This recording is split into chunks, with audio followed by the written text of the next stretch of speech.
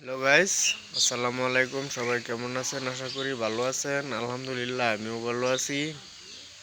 এই সবাই গোসল করে আইলাম, এখন দোকান লইয়া বের হইলাম। এই ভিডিওটা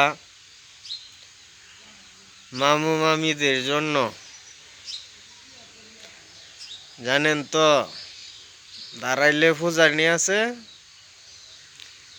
পুরা গাও টান দিলে কিন্তু চুলকানি লাগে। তাই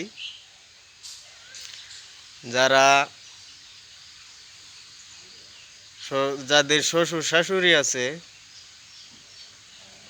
এবং বৃদ্ধ মা বাবা আছে, তাদের খেয়াল রাখবেন। দাঁড়াইলে ফুজানি, ফুরাইলে চুলকানি। আমি এই জন্যই বলছি, আপনাদেরও ছোট ছোট সন্তান আছে। এখন আপনারা মুরব্বীদের সাথে যা করবেন, পরবর্তীতে যদি মনে করেন যে আমরা জীবনেও বুড়া হইতাম না, এটা ভুল। বৃদ্ধ দুর্বল সবারই লাগবো।